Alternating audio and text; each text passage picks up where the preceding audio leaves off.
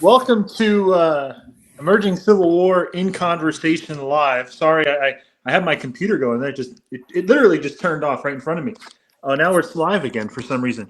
My name's Anthony. We're here with Walter Young. Walt, you want to introduce yourself real quick? What got you? First of all, I'm supposed to mention if you look in the top left, we have a QR code that'll take you to the Emerging Civil War website. Definitely check that out if you have the opportunity tonight or whenever. But Walt, we're here with Walt. Walt's written for the blog before. You want to share with some of the articles that you've written already, Walt? Sure. So I'm Walt. I'm based in Mount Pleasant, South Carolina. I've written 5 articles for the Emerging Civil War blog. This will be my 6th that we're talking about today. I've been interested in the Civil War since I was very, very young. I had a very meaningful trip to Harper's Ferry, West Virginia, that kind of kicked off when I was about 10. That kicked off my interest in eventually interpreting history and getting to talk about this even for a living. I work at a historic site. Am I getting an echo? I'm hearing an echo. You're good. You're good. Cool. Okay.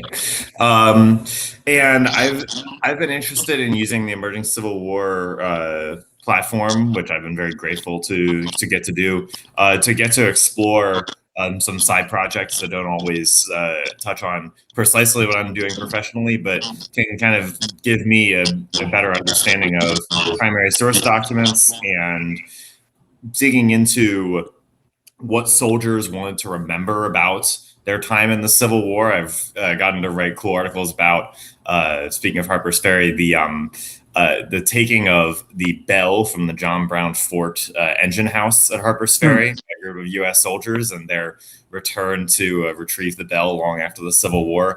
I've gotten to write about a baseball game, which I love baseball anyway. So I enjoy getting to dig into those kind of stories. And I enjoy getting to explore why the Civil War still matters. What we can, being in the Charleston area, I'm fortunate to kind of get to explore the society that helped to lead up to the Civil War, the birthplace of secession and the start of the war. And I love getting to dig into when I find this primary source that I find particularly interesting on what really made the U.S. or the Confederacy tick in one way or another. What values did these people see themselves as having at the time, and how should we as historians translate that to the present day? And I think the most recent article about Confederate foreign policy and some different ideas for how to go about it really follows in that tradition. Awesome. Well, what you all didn't see just now that happened was a seamless transition from at the very beginning we had computer issues, and now I had to go onto the phone. And I want to thank the person in the background, Mr. Tyler McGraw, for doing that seamless transition that hopefully none of you noticed any delay in that. So thanks, Tyler. And by the way, I got a question for however many people are watching. First of all, hello. Leave a quick comment of where you're watching from. And I have a question here. If there was any country that you could be a resident of in 1860, where would it be? Would you live here in a divided nation? Would you live here in a divided nation, or would you end up as a subject of Her Majesty the Queen? Or where would you? One of many empires. Yeah, right. But by the way, Walt, speaking of your Civil War love, I got to share our double devotion to a city that was divided by the war as well. Yes. So let's just jump into it. Some of the first blood spilled in Baltimore. And of course, the irony, right? Baltimore, you've got the guy who raises this big American flag over the city, and then 50 years later, right, his nephew is trying to take it down. Well, right. Yeah. So, Walt, what was the Confederacy's view of French occupation? Well, let's back up. What drew you to this topic? So so this is going to be Mildly amusing for some, but I think people can understand going to a Civil War roundtable and having thoughts about what was said. So recently, I was at a local Civil War roundtable meeting, and the speaker was talking about a gentleman, Edmund Kirby Smith, Confederate general from Florida, who ended up basically running through so-called Kirby Smithdom, the Trans-Mississippi Theater, Louisiana and Texas in particular, in the closing years of the war. And the speaker talked about Kirby Smith through at one point through the lens of what he called a resistance to despotism. He said he cited a quote from the Declaration of Independence about being a country being able to throw off the despotism of a monarch if necessary. And he saw the Confederacy and Kirby Smith as representative of that, as rejecting that despotism by seceding from the United States as a self-determination movement. And I asked a question that led another gentleman, a gentleman named Philip Whiteman, who I'll give credit to on here. He gave me a tip on a primary source document that I was not familiar with. I wanted to dig more into it because I asked about Kirby Smith's relationship with the Mexican government, specifically the Mexican government that was supported by France, who had invaded Mexico starting in 1861 and had installed basically a puppet government under Maximilian I, an Austrian nobleman. And my thoughts were, Kirby Smith, if he did in fact support that, that would go against the idea of opposing despotism. That in the country next door, basically, he would have been willing to allow and welcome that despotism potentially. And I had heard rumblings of that, but I got a tip on where to look, and I went into the ORs, and I found some very interesting letters to John Slidell, who was the the Confederate diplomat in charge in France. People might be familiar with Slidell from his role in the Trent Affair, in which the U.S. Basically seized him and Mason, the Confederate diplomat, to London in 1861 when they were going over. That caused a diplomatic incident. Slidell and Mason were ultimately able to get to Europe, and the U.S. kind of backed down from that aggressive stance of seizing their ship. Ultimately, he ends up in France as the French envoy to Louis Napoleon, the Emperor of France. So he's getting different advice from a couple people on how to go about this and how to best represent the Confederates' interests in dealing with a French government that is going to be willing to seize land in the New World. So, and you can go. You stop. Yeah, I got a quick. First of all, Walt and I worked many years ago, 9 years ago, at a cool historic site. That's a National Park Service unit. 3 states, 2 rivers, 1 park. Did the French have? Not to jump too deep into our. That's fine. But can you speak on? Let's start pre-war. Let's jump into the war, right? From your vast experience with that small important town called Harper's Ferry, did the French or the Brits have anything to do with that town? I would say that, and forgive me if this is not the direction you were leading in. The United States pre-war had a gun factory in Harper's Ferry. And when that gun factory was destroyed at the beginning of the Civil War, that did mean that neither the U.S. nor the Confederacy were going to be able to use the guns made there. And so the Confederacy in particular, seeing as the U.S. already has a gun factory in Springfield, Massachusetts, the Confederacy is going to be ultimately relying in large part on foreign weaponry and keeping trade routes open with places like England and especially in France if they're going to win the war. So one major goal of Confederate diplomacy is going to be keep those trade routes open and get recognition as a country from England and France. So the fact that they can't depend as much on domestic manufacturing as the U.S. can is going to be very important in their diplomatic goals.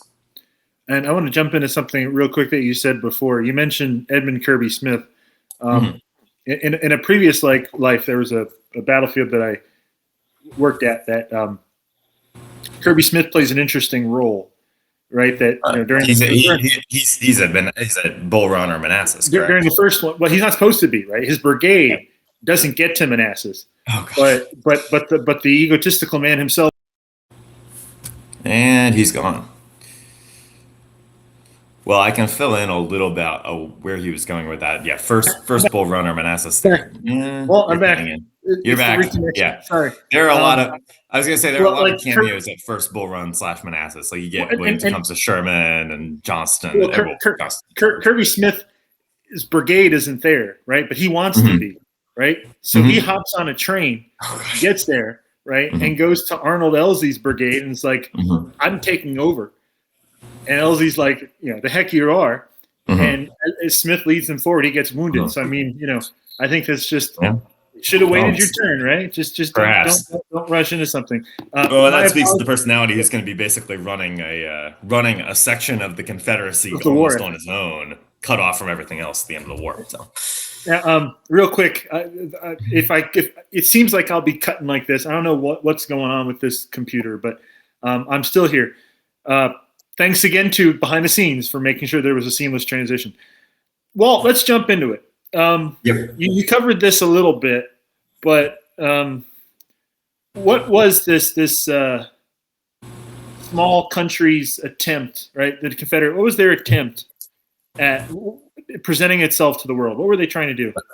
So the documents that I'm about to share, I think, really illustrate very well the two paths that the Confederacy has to largely choose from on how they're going to present themselves. Path number one, which is going to be represented by the first letter, is basically a self-determination movement in the tradition of, say, the American Revolution.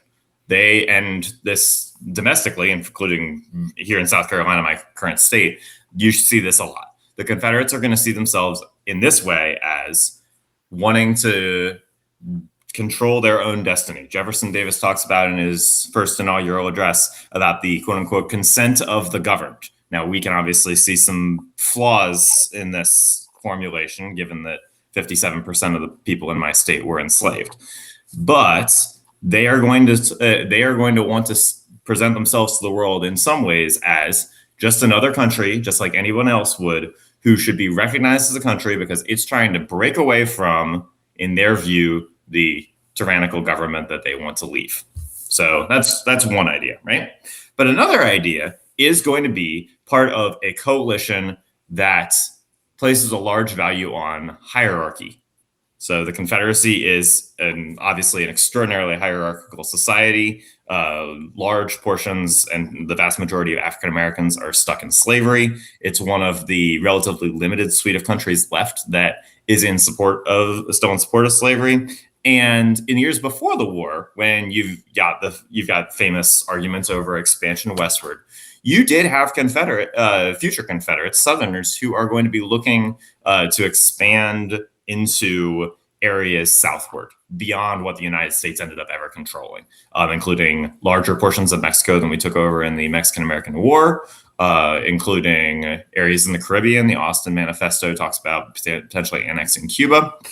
And while they don't need to do this anymore because they're now independent and they've, like, at least within themselves, won the argument over the slavery for now, the French are going to have this basic idea at around the same time, that without the United States around to enforce the Monroe Doctrine, they are going to be able to take over what they call a grand design to basically make Latin America as we know it today areas back under the control of European imperial powers like themselves, France, Spain, and Portugal. So the Confederacy really has a couple paths to choose from about whether or not they're going to be a consent of the governed, shall we say, based society to the world, or whether they're going to fall back on the hierarchies that really define a lot of Confederate life. So our first, we got real quick. I just want to make a quick comment before you jump in. We got a couple of comments. I saw one that just popped up out of nowhere. But let's start with Alabama. John from Alabama. I've only visited. Have you visited Alabama before? I have been through Alabama, but I unfortunately haven't gotten to many historic sites there. I did live in Mississippi at a historic site for about a year. So I've seen that neck of the woods, but not too much of Alabama. My only experience is beautiful Anniston, Alabama, for a couple of weeks, and then Horseshoe Bend, that sort of deal, and going through a darn thunderstorm, one of the worst ones I've been through. John, what units, if you want to share, drop what units your ancestors were in. Sandra, we got Sandra's watching from Michigan. Where, Sandra? Is this the right way? Is it this way or this way? I keep forgetting. Right, Michigan. Remember that? Is it the glove? I forget which way. And we have Tim. Let's talk about Tim's comment here real quick. And we're also really awesome in Ontario with your ancestors. But hi, Tim. Tim's got a very interesting profile picture to deal with his comment. You see there, he looks like he's wearing Revolutionary War clothes. And he's talking about we ignored slavery during the Rev War and 1812, 1861. It's time to deal with the issue. Europe was watching, right? How much were they watching? What countries were going to be sympathetic to this young Confederacy? So, well, France will kind of for a different reason, but I'll go through your major players one way or another. Thanks, Sandra. It's this way. Michigan, the Michigan glove, right? All right, go, Walt. Okay. All right, so England and France have both abolished slavery many years before this, in the 1830s. They are probably going to be the two most relevant powers to the Confederacy. They have also, their industrial revolution has in part depended on Southern cotton. Spain and Portugal, while they are kind of, I would say, declining powers, they're going to be relevant to our story because they are areas that do still allow slavery in some of their New World colonies. Portugal is now basically run from Brazil. Their emperor literally went across the ocean and now lives in Brazil. And Spain still allowed slavery in Cuba and Puerto Rico. So the overall European idea is going to be more against slavery than the Confederacy is. And that's going to be a millstone around their neck during the war. However, the other side of that, when it comes to the hierarchy point, is that these same European countries that don't like slavery are going to be perfectly okay with imperialism, taking over other areas of the world. And while the French public, for example, take the relevant example here, the French public is going to be very opposed to slavery, but they don't have much. They don't have much power at the moment. France is run by an emperor, Louis Napoleon or Napoleon III, who's the nephew of Napoleon Bonaparte, who is basically running an absolutist regime. He's not looking to bring back slavery in his country, but he is going to be willing to use a hierarchical view of the world to expand French power, not just into where they would ultimately go, say Africa, for example, but back into Latin America. Well, awesome. Well, thanks, Tim. We got Jonathan responded with his 2 units, so he's got cavalry ancestors. Awesome. Awesome. Yeah, and actually both representative of Alabama, which is pretty cool. Right. Yeah, I always do it. I do enjoy learning, and here in South Carolina, this is the one Confederate state that had no white U.S. regiments. Interesting. It did have every single Southern state. I'm guessing Jonathan knows this, but many might not. Every single Southern state did raise U.S. regiments in the war. South Carolina was the only state where the only regiments raised for the U.S. were black. But every other state had white Southern Unionists as well. Awesome. Yeah. And folks, if you also had ancestors, chime in with their states, regiment numbers, artillery batteries, what have you. All right, so Louis Napoleon, Walt, right? This emperor. What's he doing with the Confederacy? What's the Confederacy doing with him, and how the heck do we get to Mexico? So Mexico has had a basically civil war in the years right before the Civil War. They had been split into what they called at the time the liberal and conservative factions. I'm not attempting to draw British politics. draw policy connections to any other society, but they called themselves liberal and conservative factions. The conservatives in this case are going. Real quick. What you got? Folks, also drop in. I saw we just got moved. Feel free to drop in whether or not you like a side-by-side or up and down. I like the side-by-side, mostly because Walt was on top a second ago. Walt and I have known each other for 9 years. We got some banter. Anyway, Walt. Blame Tyler if you don't like how we're Blame Tyler. Blame Tyler. Thank him for the seamless transition. Blame him for the design. All right, Walt, keep going. Liberal conservative. All right. So yes, Mexico's had basically a civil war in the late 1850s. The liberals in this case are going to be people like Benito Juarez, who becomes the president of Mexico, who they are opposed to the old. Is that you? That was my computer. Yeah. Okay. They are opposed to the old Santa Anna regime. They are decentralizers. That is not what everyone thinks. But they are decentralizers. They don't want centralized land ownership basically in the hands of the church or Native American tribes, for example. The conservatives are going to be your descendants of Santa Anna. So they like a strong, effectively autocratic central government.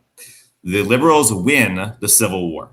But in doing this, they have had to basically not pay off debts to European countries. So France is going to get together with England and Spain to say, hey, we're going to send a military force, joint force to Mexico, make them pay off their debt to us, and then maybe we'll leave. So they do this, but England and Spain drop out of the coalition very quickly, and it becomes pretty clear that France is here to stay. They are taking advantage of the absence of the U.S. Monroe Doctrine, which says that the United States is going to be opposing any potential European expansion into the Western Hemisphere. This was at the time it gets complicated by Teddy Roosevelt basically, but in the 1820s, this is an anti-imperialist measure. Now, the U.S. doesn't have much to work with at the moment because it's busy fighting the Civil War. So France basically is going to have the ability to try and invade Mexico without U.S. opposition, at least formal. Now they're not going to win every battle. For anyone who's celebrated the popular Mexican-American drinking holiday Cinco de Mayo, this is a Mexican victory, May 5th, 1862, the Battle of Puebla, over the French. But by 1863, they have managed to, the French have, take Mexico City, send the Juarez liberal government into exile, and now send out, let their basically Mexican conservative allies send out an invitation to Maximilian, a member of the Austrian royal family, to come be the puppet emperor of Mexico. So the Confederacy, this is basically where the rubber meets the road on what kind of foreign policy is the Confederacy going to have. One can, for example, see a world where if we take the Confederates at their words on all that consent to the governed stuff, where they're saying something like this. Well, the people who have popular legitimacy in Mexico are opposed to a strong central government, check, like states' rights, like private ownership of land more than government or institutional control of land. All of this might, in a hypothetical, align with a Confederate worldview. But we know that there's some things missing in there, and that ultimately the Confederates are going to come a lot closer to allying with the French. So my first primary source letter to a man named John Slidell, we talked about, is going to be from a letter writer who only signs his name Gustave. Now I love this. Yeah, I think you're going to find out who he is, because he was also, if he's who I think he's at First Bull Runner Manassas. Oh, real quick, Walt. Walt. Folks in the comments, Walt's going to not name him yet, but Gustave, who could this be? Throw your guesses in the comments. Sure. He's writing from Charleston, South Carolina on April 17th of 1863. And he is going to be giving details in said letter. Very good. Someone got it. I will. Oh, no, someone got it in our private chat. Never mind. He is going to be writing details of the beginning of the U.S. bombardment of Charleston on that very date. So do any of the... and the last hint is that while he's best known for some initials, he actually didn't really go by the first of his famous initials. Well, all right, so I'll give people a chance. There, give it a second, but want to read some of the letter? Want to read some of the letter? All right, so yes, it is going to be PGT Beauregard. Darn, he gave it away. Jonathan's got it. Jonathan has it. Yep, he is going to write it to Slidell the following. As evidently the interest of England that we should mutually destroy each other, and the policy of the European powers that the Union shall never be reconstructed, is it not then our true policy to take advantage of our late reverses, to speak out boldly and fearlessly to France, England, and Spain, and to inform them that unless we are immediately recognized, we shall take steps to put an end to this exhausting struggle, and reassert at once the Monroe Doctrine, and in the course of time proclaim the independence of the Canadas and of Cuba, all of which we shall be able to effect when once reunited. Not that I am, however, in favor of reconstruction. I would sooner die. All right. So what is Beauregard saying? He's saying that this Confederacy should use basically the stick in your carrot and stick metaphor. They should appeal to the fact that the Europeans know that we fought a revolution to break away from a European monarch, and say the Confederacy believes in these ideals of the American Revolution. Right? All right. So that's one perspective. I'm reading off on. If my eyes are straying, I'm reading the letter on my phone over here. Where are these from, by the way, Walt? Where'd you? These are from the ORs. So while there are a good deal in the naval ORs, actually, which include diplomatic correspondence that cover Slidell's writings, basically, and his connections with the French government.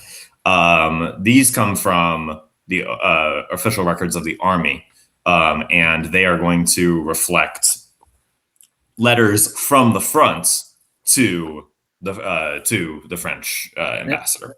And I know you said that at the beginning. What is Slidell's job again for those that are... Slidell is an envoy from the Confederacy to France. Awesome. Yep. All right. So then our second letter. So these letters are going to take, they're going to have the same goal of recognition by the Confederacy and potential French support for the Confederate war effort. But I think you're going to see some differences here in the second letter. And this is, I'm not going to keep it a secret this time. This is going to be from Edmund Kirby Smith. And he is going to describe the situation this way. Now, his is a longer letter, so I'm not going to read the whole thing. But the action of the French in Mexico and the erection of an empire under their auspices makes the establishment of the Confederacy the policy of the French government. He is going to talk quite a bit about how bad a spot the Confederates are in. And he is going to say, these are all matters which should influence the French emperor to hasten the intervention of his good services on our behalf. Now, he describes the United States as a hostile power and established on the frontier of Mexico, of exhaustless resources and great military strength, impelled by the revenge and the traditional policy of its government to overthrow all foreign influences on the American continent. So far, he's also citing the threat of that Monroe Doctrine, right? Mm-hmm. But he is going to suggest the carrot. He's going to say the following: the intervention of the French government in Mexico can alone save Mexico from having on its border a grasping, haughty, and imperious neighbor. If the policy of the emperor looks to an intervention in our affairs, he should take immediate military possession of the east bank of the Rio Grande and open to us the only channel since the loss of the Mississippi by which supplies and munitions of war can be introduced into the department. So he is inviting, in the case of a Confederate defeat, the French to take policy of what would have been United States territory. Yeah. And I think you can see the difference between this and Beauregard's suggestion, which is that if the Confederacy loses the war, then they'll band back together with the United States. Right? Well, right. And So I realize I like the finish your thought, and then I want to finish the letter because there's an interesting part that after that.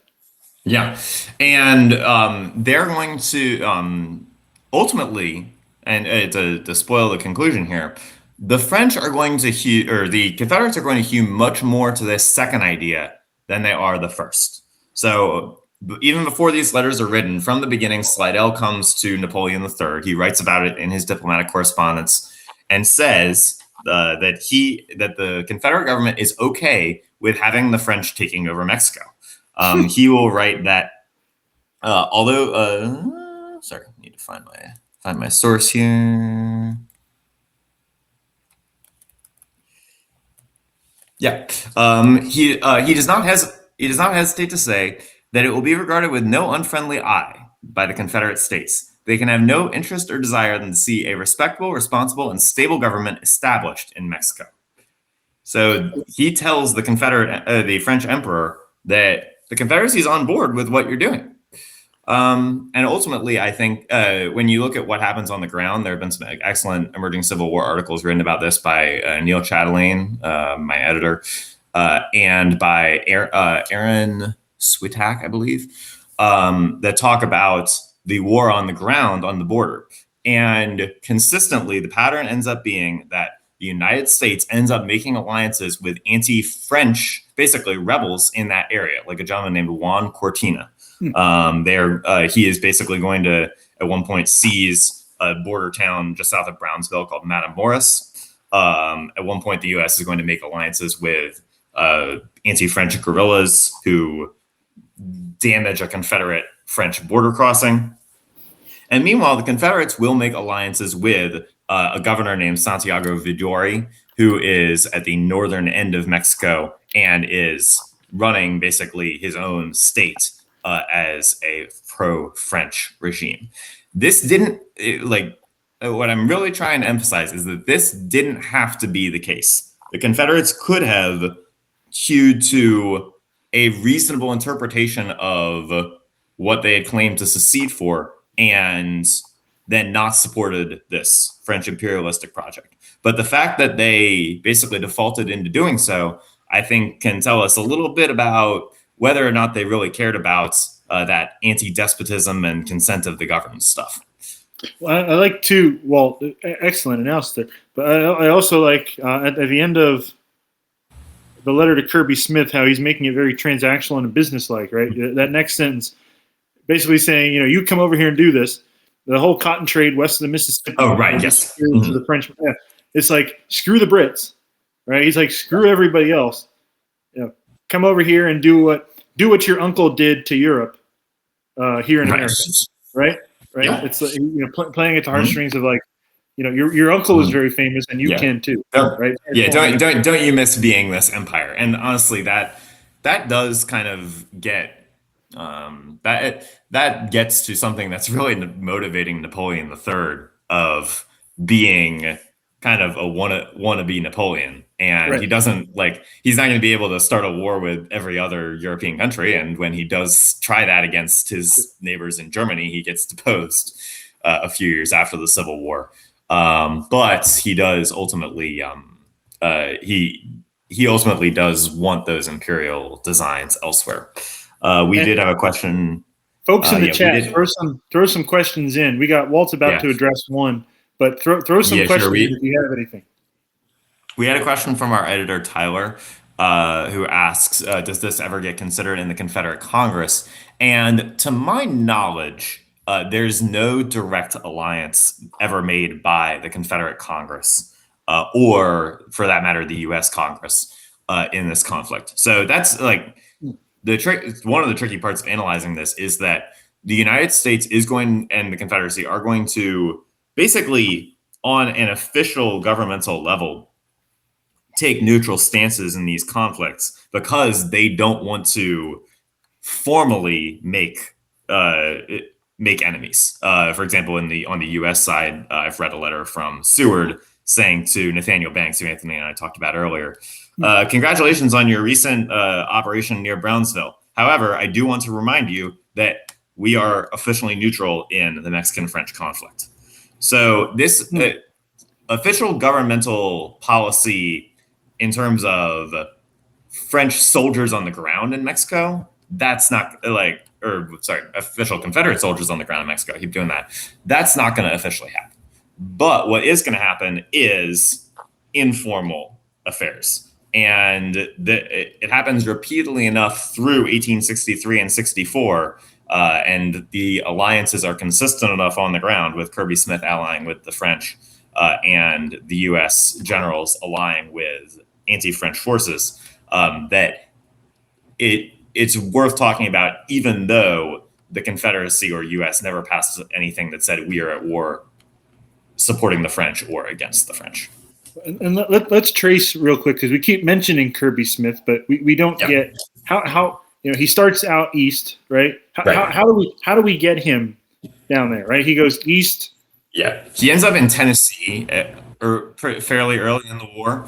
But what really ends up cementing him in the West is that not too long after he gets to his headquarters, I believe, are in Shreveport, Louisiana. Not long after he ends up in the Trans-Mississippi Theater, the United States takes Vicksburg. And you can find documents from relatively late in the Vicksburg campaign on, hey, Joseph Johnston is coming to help Pemberton at Vicksburg, too late. You can also find some of the same about Kirby Smith, which ultimately doesn't occur. The irony of it is that Vicksburg's fall is a disaster for the Confederacy. No question about it. Mm-hmm. It is very arguably a personal boon to Edmund Kirby Smith, because the United States is going to make attempts to get back his section of land. They're going to try, for example, the Red River Campaign in 1864, which is unsuccessful. But that's kind of gravy. The United States, by cutting the Confederacy off at the Mississippi River, has achieved the part of the Anaconda Plan relevant to that area. And this is ultimately not going to be the priority late in the war. The U.S. will win without until after Appomattox, at which point everyone's attention turns to Kirby Smith. So he's basically cut off from Jefferson Davis and the central government. He does, for example, send copies of the letters I'm describing to Jefferson Davis, but he will ultimately basically have run of the mill, which is part of the reason why he is able to hang on until May of 1865. We had a question in the chat. Another question. Yeah. Did Juarez have any allies in either the U.S. or CS governments? So I'll cite a good book on this called The Cause of All Nations by Don Doyle, who's a professor at, I believe, USC Columbia. And he talks about the U.S. ambassador to Mexico sent by the Lincoln administration, whose name is Corwin. John Corwin, I believe. Hang on one second. You said that's The Cause of All Nations, right? The Cause of All Nations is the book. Yes. Excellent book, and definitely informs the way I think and talk about this. So the U.S. ambassador to Juarez very early on is going to be very, very much in favor of the continuance of his government and cements an alliance between Juarez and the Lincoln administration pretty early on. And then whereas the Confederate diplomats are a bit off-putting to the Mexicans, and then basically fully abandon them once the French are involved. Near the end of the war, one person who actually comes off as being on the warpath against the French in Mexico is Philip Sheridan. So when he's going west to take back Texas from Kirby Smith and hopefully force Kirby Smith to surrender, which takes a while, he ultimately is going to send several letters. Lew Wallace is also involved in this, famous for Shiloh and Monocacy, of course. Ben-Hur. And Ben-Hur. He'll later become governor of New Mexico, too. But they are both going to be looking at this situation and Sheridan writes over and over again in letters to Grant, for example, this conflict is an extension of the Confederate project. These conflicts are one and the same. We haven't won the conflict in Texas until we've helped get rid of Maximilian, for example. So Sheridan will go to the Rio Grande. He will prevent the Confederates he will prevent the French from getting the foothold Kirby Smith suggested on that east bank, and he will basically be hovering while the Mexican government turns the tide on the French, and eventually Maximilian alone wins the war, gets rid of basically gets the French to withdraw, and leaves Maximilian hanging in the wind, where he's actually caught and ultimately executed by the Mexican governments after the end of that war. So you're hitting around. We've hit around 62, 63. Like, does this ramp up as we keep going? Or I would say it's going the fighting like this, particularly with guerrillas like Juan Cortina, is going to be at its apex in 1863 and 1864. And when does Kirby Smith is Kirby Smith involved the whole time? Right. So once Kirby Smithdom, quote unquote, becomes a thing in 1863, basically, he's running the Trans-Mississippi Theater until the end of the war and past Appomattox. So that leads us kind of to our final connection here in this story, which is he is going to be looking for a way out near the end of the war as the walls are starting to close in on the Confederacy elsewhere. And he is ultimately going to be looking to keep his force alive. We have... Oh. Keep going, Walt. Keep going, Walt. No problem. This appears to be in Spanish. Anyway, we have... so he is going to be looking to keep his force alive in one way or another. And he is going to keep sending notes to John Slidell, asking more and more desperately for French help, and saying, look, the U.S. will be looking to be angry when the war comes to a close. They will be hostile to the Mexican government. He's also, it appears from the ORs, just getting his hands on any merchant, or in one case, a lawyer, who are going to Mexico City and saying, hey, carry this message to Maximilian, carry this message to Maximilian. Is like letters to just random private citizens that you can find in the ORs saying this, saying the things are desperate. We need your help now. Ultimately, he does not. This is a one-sided relationship. He does not get the help he's looking for from Maximilian or the French government at this point. The closest the French government really ever gets to recognizing the Confederacy was in 1862. Before this, basically. But he will basically be hatching an escape plan to leave Texas behind and go with some of his men into Mexico. I've seen conflicting reports on whether he personally actually went and fought in in this war, but some of his subordinates, like people named Shelby, Slaughter, and I believe Ford, did go south and fight on the French side in Mexico. And were captured not too long after this.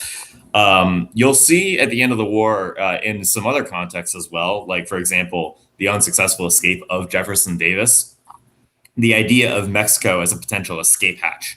And it's not included in what I sent you, but there's a letter from Wade Hampton, future governor of South Carolina eventually, who is with the Confederate forces in the Southeast as the walls are closing in, and is going to send this letter to Jefferson Davis. And once again, I'm using a portion of this because it's very long. But now the question presents itself: shall we disband these men at once, or shall we endeavor to concentrate them? If we disband, we give up at once and forever all hope of foreign intervention. Europe will say, and say justly, why should we interfere if you chose to re-enter the Union? But if we keep any organization, however small, in the field, give Europe the opportunity of aiding us. He then goes on to suggest that the U.S. will be at war with Mexico, and he doesn't want to join that. He says, no suffering which can be inflicted by the passage over our country of the Yankee armies can equal what would fall on us if we returned to the Union. In this latter event, I look for a war between the United States and England and France, when we of the South, under a more rigorous conscription than has yet been obtained here, shall be forced to fight by the side of our own Negroes and under Yankee officers. So he is saying we should help you flee to Mexico, which he also says in that article, even though I didn't directly read it. He will say, we should help you flee to Mexico and keep the Confederate cause alive in Mexico. This never gets off the grounds. There are a lot of logistical problems with that. U.S. control of the Mississippi River among them. But this idea is floating out there. And Kirby Smith, unlike the Confederates out east, is in a position to use this escape hatch, which at least several of his subordinates do. Well, we got about 15 more minutes here. Yeah. Hi, Paul. As a graduate of the University of Pittsburgh, welcome to the chat. And to that I say, Yeah. RAVENS. Well, here's the thing. I am also a Ravens fan because I'm from Baltimore. So I went to Pitt for college. I love the city, and I enjoy the Pirates and Pitt sports teams. But you can't switch sides in that rivalry. So anyway, right. And again, folks, if you have any questions about international relations here, Harper's Ferry, South Carolina during the war, what have you, leave them in the comments. We can take them for Walt here. Walt, I got something. Yeah. So you're talking about the end of the, and if you have questions about Maryland too, throw them in. Tim is on. Good to have Tim back on. Well, let's go to the end of the war. Let's go beyond the end of the war, or indeed, if the war is still going on, let's go to April of 1865. Right. As long as we can receive supplies by that route, and as long as the door is left open for us to cooperate with Mexico against the United States, our army will possess a moral influence very disproportionate to its numbers. Our relations with the imperial authorities are of the most cordial nature.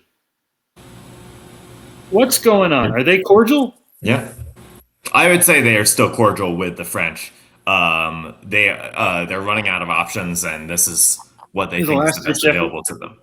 So that is from Confederate General J.B. Magruder writing to Kirby Smith, and basically backing up the point that Kirby Smith has been making, that if we still have an alliance with the French allies in Mexico, then we can in some way or another continue the war.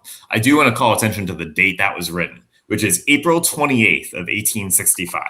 So that's 2 weeks after the Lincoln assassination. That's almost 3 weeks after Appomattox. I'll address Paul's point in just a second here as well. So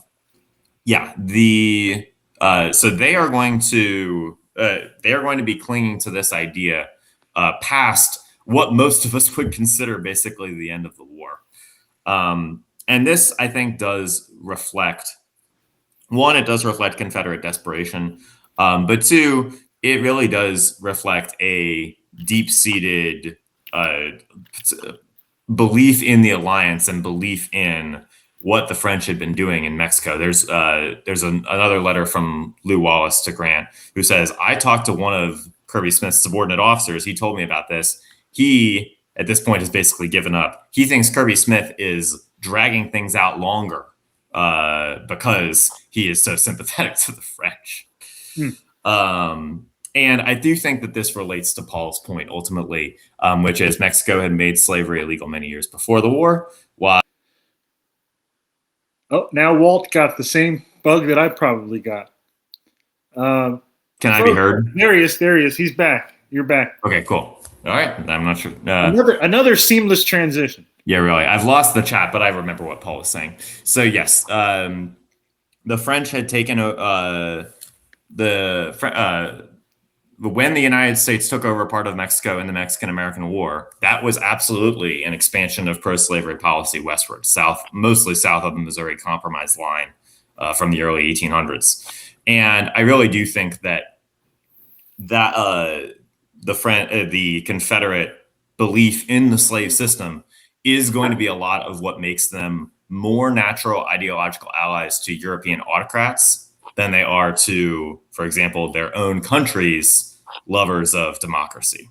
That they very frequently, and the Cause of All Nations does a really good job of just chronicling this. You can look at one country after another in the war, and international country, and you can ultimately see how the Confederacy's attitude toward them and their attitude back parallels their beliefs on slavery. England's not fans of slavery 30 years later, and that helps England overcome some of its previous connections to Confederate commerce and oppose the Confederates. Even France, while the Confederates are with them on some things, France has abolished slavery a long time ago. Spain and Portugal, they're in favor of slavery, and they even annexed some areas of their own, like in Spain's case, the Dominican Republic. During the war, the Confederates support this. Italy. Italy is another great example of a self-determination movement that is under Garibaldi. Once again, consent of the governed. If the Confederates believe in that, then why wouldn't you support Garibaldi? In reality, Garibaldi very strongly supports the Union cause, and the Confederates support his rivals in the Papal States, which are backed up by the French. And yes, in Mexico, before you got on, Paul, I talked about the Mexican, basically little civil war before the French invasion, and the Benito Juarez forces, who ultimately ally with the United States, they are going to be the freedom fighters effectively in Mexico during that French invasion. They are not in favor of slavery. And I do think that the lingering memory of bringing slavery to part of Mexico is in the back of the Confederates' heads when they think about Mexico. They see the French as much more birds of a feather, shall we say, than a Mexican government that over time has very much opposed slavery and was a lesser known destination for the Underground Railroad in the years before the Civil War. Well, thanks. And Paul also made a comment. Well, I don't know if this is a Balmer. I don't know if it's Balmer Hun or whatever they say down over there. Mm-hmm. O'Bricky's, is that a crab place in Baltimore? I believe so. Now, I might be Here's the thing. I might be sacrificing my Baltimore card. I've actually never been there, but I also haven't lived there in a few years. So, well, I want to play a quick game with you, Walt. I want to do rapid fire to get us to the end here. Yeah. I'm going to ask, first thing that comes to your mind. These are Civil War topics. Okay. Mm-hmm. So are you ready for this? Yeah. Favorite Civil War era president? Civil War and Reconstruction. Okay. Rapid fire. Lincoln, but Grant and Garfield, as Tyler put it, are not too far behind. All right. Favorite battle? My favorite battle is probably Monocacy. Oh, look at that. Everybody's got to go there. That's a great site. This is a hard one. Favorite member of either cabinet?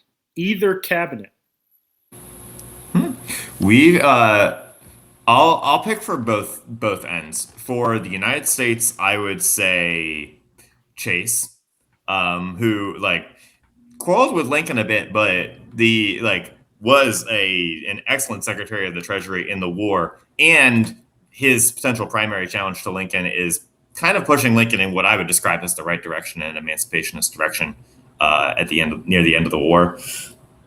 For the Confederates, I would say Judah Benjamin, probably just because I find the story of a Jewish man in any 1800s polity being able to gain power and some respects by challenges he's facing, being an interesting story. So, folks, comment too with some answers to these. I figure I'm gonna. Walt, I'll jump in too to give my answer. Favorite Civil War era president? I'm going with James Garfield. Did you watch the recent Garfield miniseries? Yeah, he also got the short end of the stick because his idiot doctors. Yeah.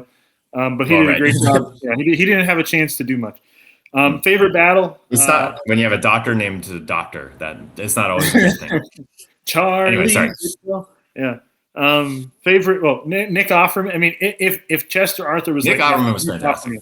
Yeah. For anyone who doesn't know what we're talking about, the show here is called Death by Lightning. It's on Netflix. 4-episode miniseries about the Garfield presidency. Ron Swanson. If Ron Swanson was Chester Arthur, that'd be something. Where are we going? Favorite battle? Well, I'm joining you. That small 8-hour day. No. I'm sorry, I'm not. Second Manassas, and it deserves a great book on Bronner Farm here. Cabinet. I'm going to go Caleb Bloody Smith. I'm going to go Secretary of the Interior for Abraham Lincoln's cabinet. And in terms of the Confederate cabinet, I'm going with John Cabell Breckinridge. He gets the short end of the stick. He was anti-slavery. And sorry, I think but early on in his career he was. Then he decided to join the government. By the time he was the vice president, he was not. He was way off on that platform. Well, and it's not his fault. He got stuck with a lame president to be vice president. Right. Right. Yeah. Okay, we're going Civil War fort, please. Civil War fort. Best Civil War fort. Yeah. I would say can't say any in South Carolina. Can't say any in South Carolina. Any in South Carolina. Fort Pulaski, not too far south of me in Savannah, Georgia, does an excellent job with interpreting what a fort would have looked like, as well as the battle that happened there. And I think it's a great example of a fort that's still mostly intact because their battle was about a day. So I'm going to go with Fort Pulaski. I'm going to put a plug in for one of our viewers over here. Favorite Civil War fort, Fort McHenry, right? Let's go Fort McHenry. Yeah. Let's give them some love. Give the Baltimoreans love, yeah. Yeah, or Fort Federal Hill or whatever one you want to go with. Pickens definitely relevant. Let's say also the place the Civil War could have started if the Confederates had fired on that instead of Fort Sumter. Let's go Fort Fisher too. How about that, right? Down in North Carolina. Steve, there he is. Favorite Civil War related national park? I'm also going to restrict this to outside South Carolina, just for not play the home team. You can also play no comment. You can also play no comment. I do think that the favorite park I've been to as a visitor is Harper's Ferry. I still think that beyond just the Civil War battle that occurred there, which is important and relevant, if you're trying to find what made America tick before the Civil War on any number of fronts, whether it is the divide over slavery and John Brown, or westward expansion and industrialization, the Industrial Revolution, canals, railroads, I would still go with Harper's Ferry. Harper's Ferry. All right, awesome. I'm going with. We're going Chickamauga, Chattanooga. So the one time I drove through Chattanooga, I was on my way to a job in the southern U.S. at near in Mississippi. It was a partnership with the Park Service, but I was not working for the NPS. I was working for Conservation Legacy. There was a blizzard when I was going through Chattanooga, so you barely see the mountain, even though you drive by and you're right under the mountain. Otherwise, I would have enjoyed stopping by. All right, so Walt, and we have a good point here in the good point here in the chat. Oh, I like that.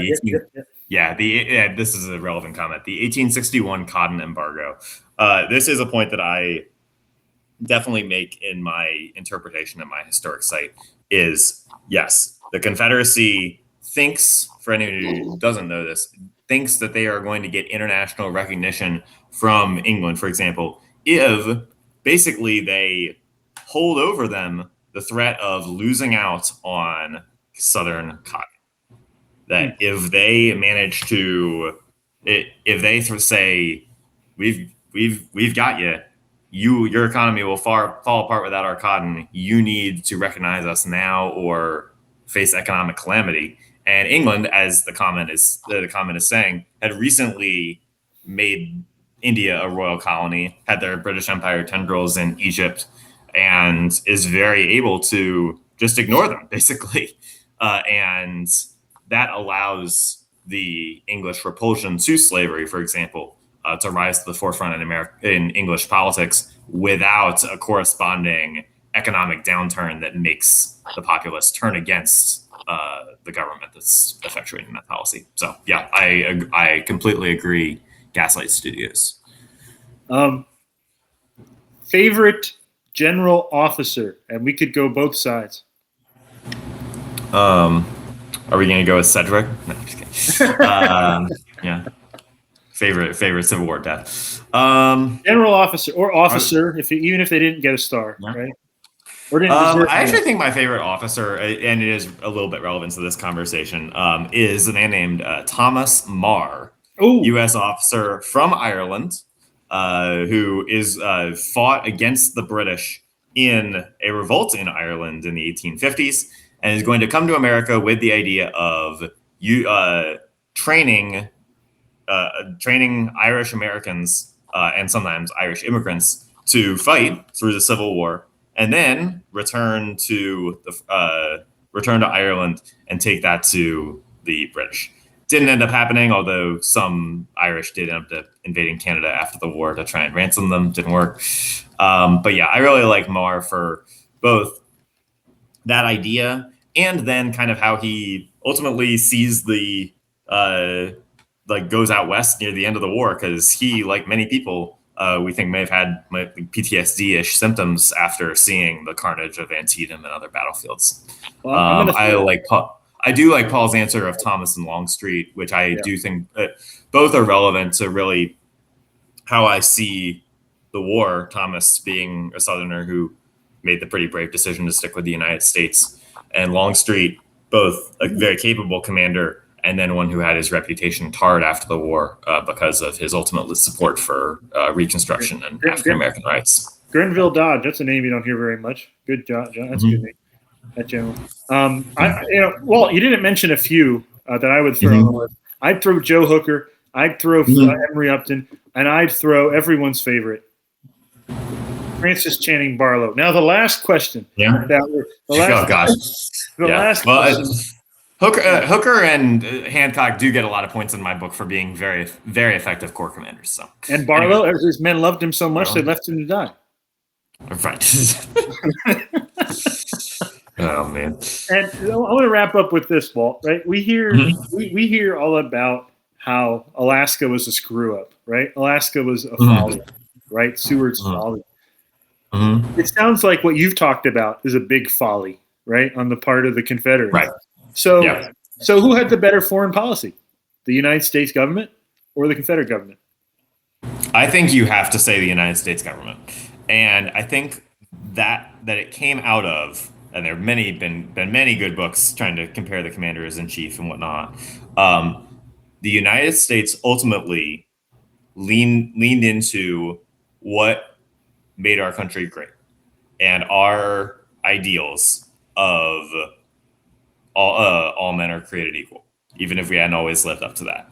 And at the beginning of the war, when the United States is trying to kind of triangulate, which was necessary for keeping, say, the border states in many cases from leaving, they are trying to take a cautious stance on emancipation, for example. Once the United States put its money where its mouth was and said, we are fighting this war to make men free and not just to get back a wayward section of our country, that plays to our strengths, and it plays to what European countries, even if they did have some other flaws, valued at that time. And ultimately, the Confederacy, by trying to serve two masters, served none. Their stances of claiming to be a self-determination movement were ultimately belied by the other things that they stood for. And I ultimately think that the European rank and file publics, including people like Giuseppe Garibaldi fighting from the battlefields of Italy, are going to see that, and that is really going to help the United States win the war and avoid Confederate recognition by those European countries, which was a distinct possibility early on. So I would go with the U.S. While Seward, Alaska worked out okay. I mean, these days I'm seeing why people were reluctant to take in Alaska, if I'm being perfectly honest. So, well, Walt, thank you again. That was a really great conversation. Thank you to everybody who commented. May's Seafood over there in Frederick is a great addition to the list as well. So thank you to those commenting about seafood. Walt, we'll check out his article again about this when it comes out. check out the website, check out the blog, check out the future videos, and we will see you online on the battlefield. Take care, everybody.